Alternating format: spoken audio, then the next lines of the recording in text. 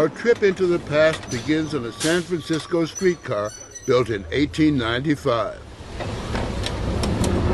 It still comes out once in a while and carries passengers down the main street. It looks just like a cable car because it was built by the people who built the cable cars. Our tour guide is Rick Labshire of the Market Street Railway, a nonprofit group that keeps the city's vintage trolleys rolling. This is the main artery of San Francisco and always has been. Market Street is 3 miles long, 120 feet wide. The beating heart of the city since the days of the gold rush. This is where the original film started, right here about 8th Street.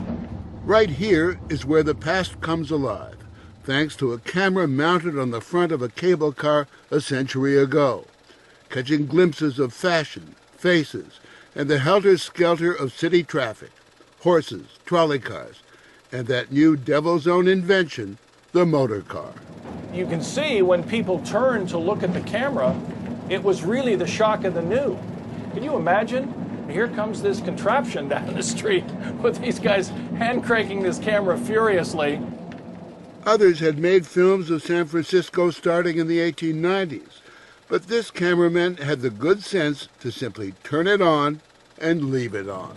When you saw that film, what did you make of the people, the newsboys, the cars, the horses, everything all happening at once right here on the track?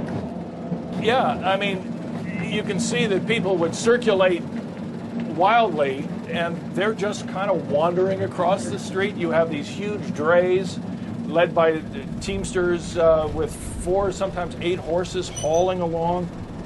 And it seems, watching the film, that there were absolutely no traffic rules. It seems like it. Sort of people, it was optional to stay to the right. But, you know, it seemed to be honored in the breach. People will tell you today that Market Street is still that way. Looking back a century from the same spot on the same street is an eerie sight. Teddy Roosevelt was president then. Life expectancy was 47 years for men, 50 for women, most of whom still couldn't vote. And no one, man, woman, or child, went out without a hat. The last few blocks of Market Street today, banks and brokers, it's Wall Street West.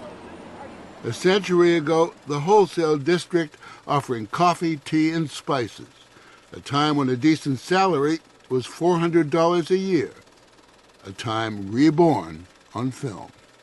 It's left us an astonishing record, the likes of which we rarely see. Quality. Film archivist and historian Rick Prelinger owns the clearest of the 3 surviving copies of the film. This is over 100 years old, but the image quality is just absolutely excellent. How fragile is this? Extremely. This is a digitally restored, high-definition copy seen here for the first time on television. What is it that moves us so when we see something like this? It's uncanny.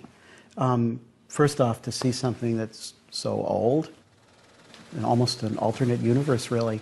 I love when the little kid is in the carriage ahead of the streetcar and opens up that curtain and peeks out.